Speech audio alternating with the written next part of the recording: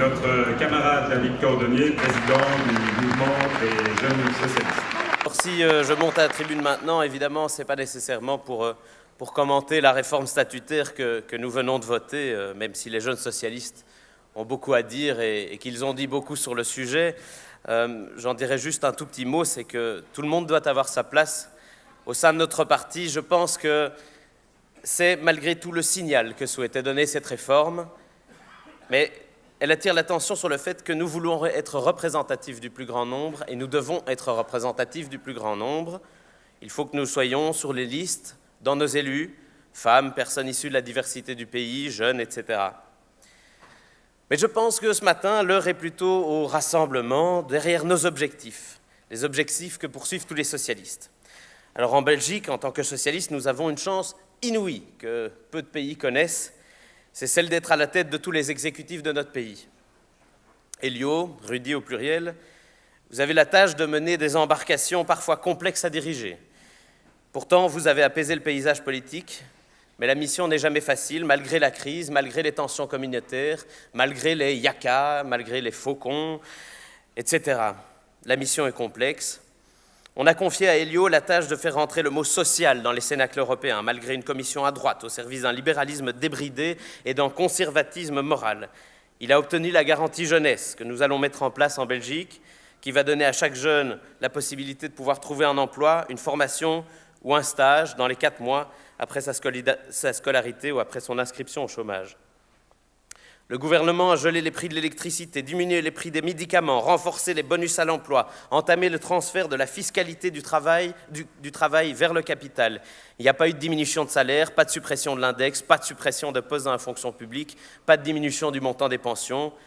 Bref, nous vivons dans un État dirigé en partie par les socialistes. Mais c'est quand même assez perturbant de savoir que la Belgique est un des 3 pays avec l'Allemagne et les États-Unis à avoir un niveau de produit intérieur brut supérieur à celui d'avant la crise. Cela doit directement pouvoir bénéficier aux citoyens. Cela doit pouvoir permettre d'investir pour l'emploi, mais aussi pour la transition énergétique, de manière à construire un modèle économique responsable et durable.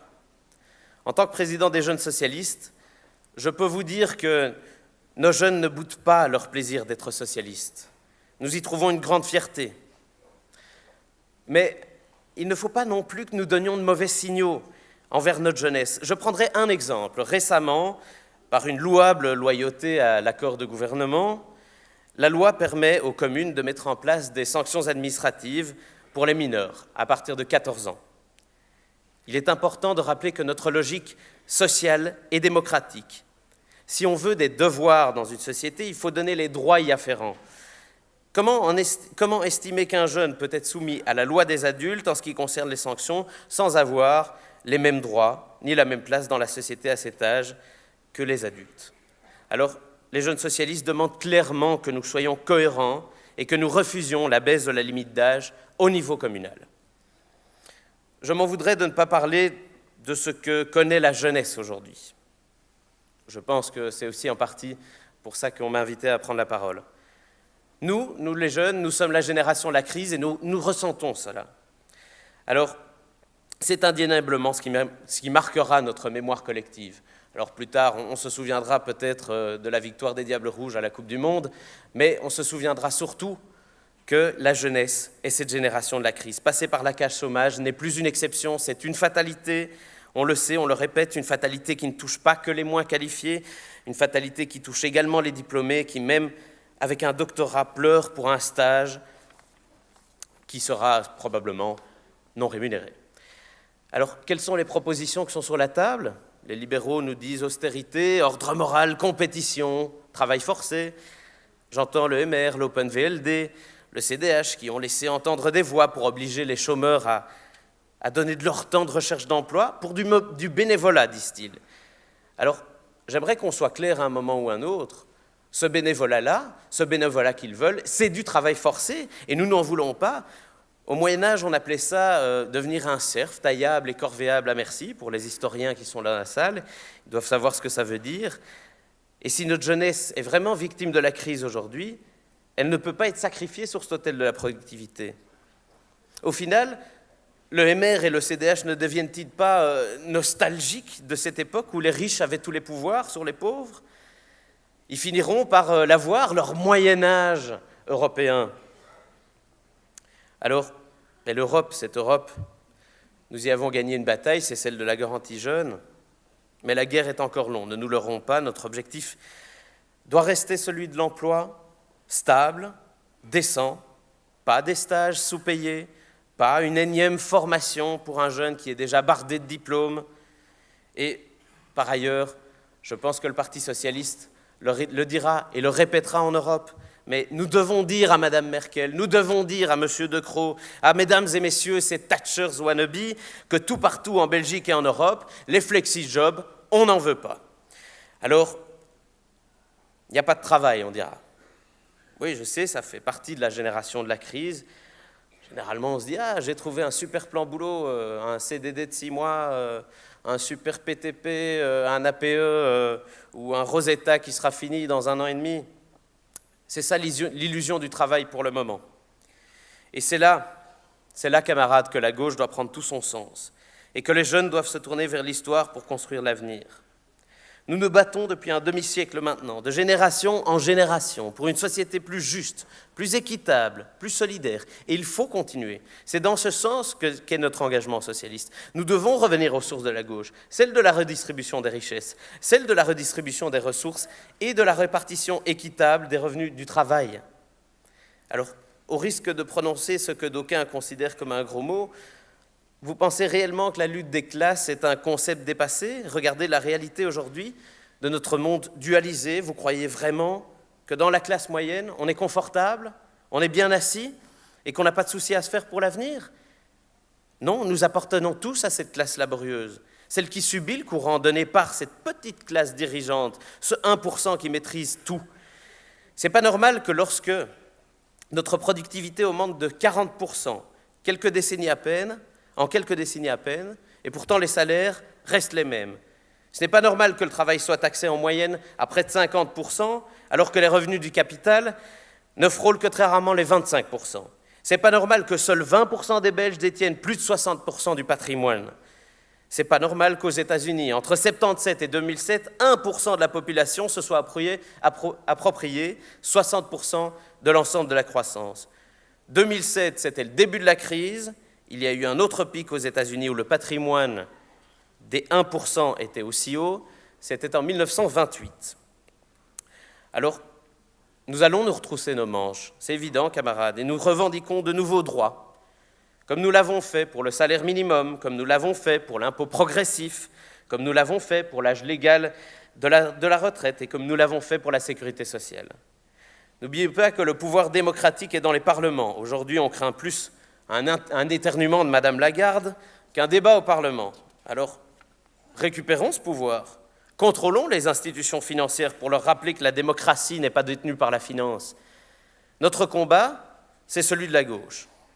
Nous sommes le grand parti des travailleurs, nous sommes le parti de ceux qui ont du mal à joindre les deux bouts, jeunes ou moins jeunes. Nous sommes le parti des sans-voix. Nous sommes la gauche, nous sommes les socialistes, fiers d'être socialistes. N'ayons pas peur d'oser l'idéalisme, de continuer à être cette alternative pour toutes et tous les citoyens. Alors quand je regarde dans le passé, je vois ce que tous nos camarades ont accompli.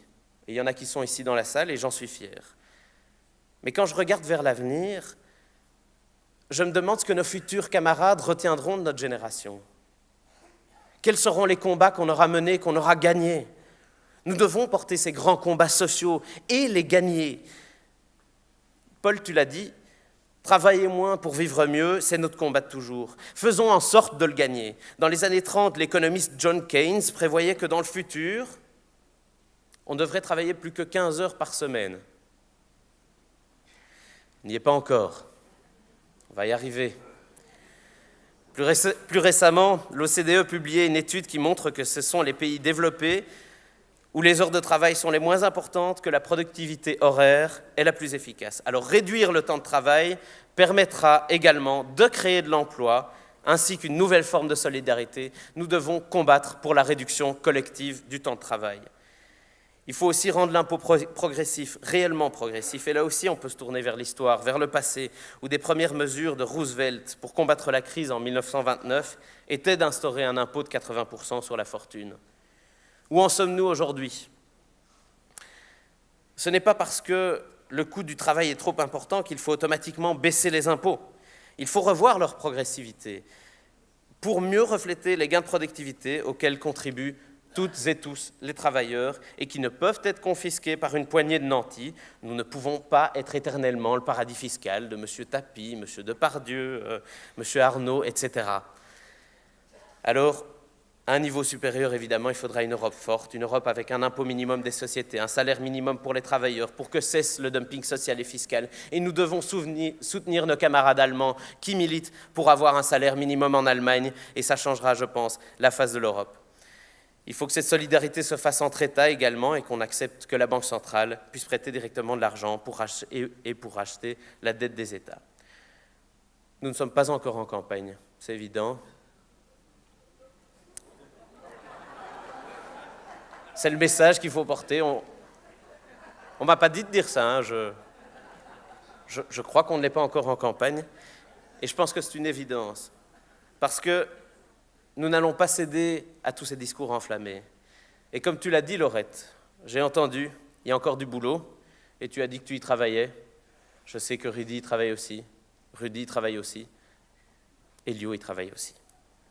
Alors moi, j'ai envie de vous remercier, toutes et tous, des militants aux ministres, ceux qui se lèvent tôt, se couchent très tard pour préserver nos acquis, pour en exiger de nouveaux, et qui ne baissent jamais les bras quand tout le monde pense que, déjà, les élections arrivent.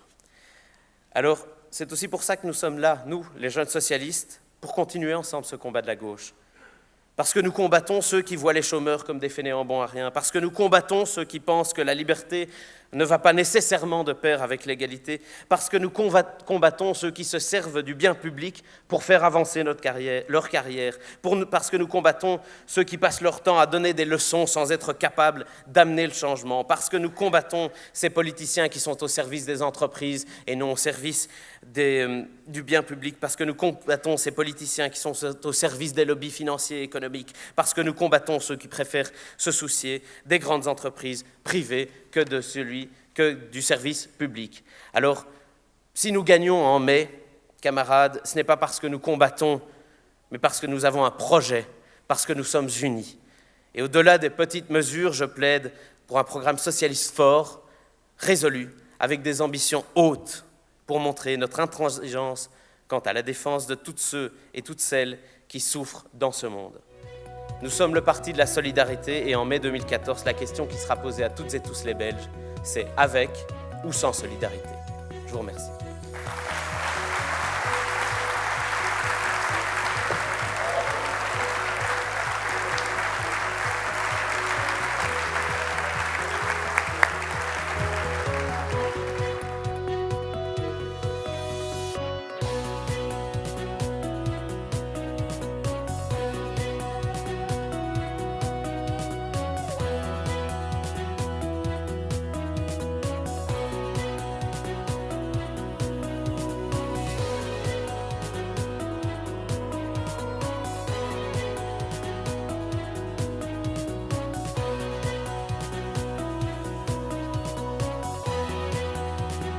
Vive le socialisme!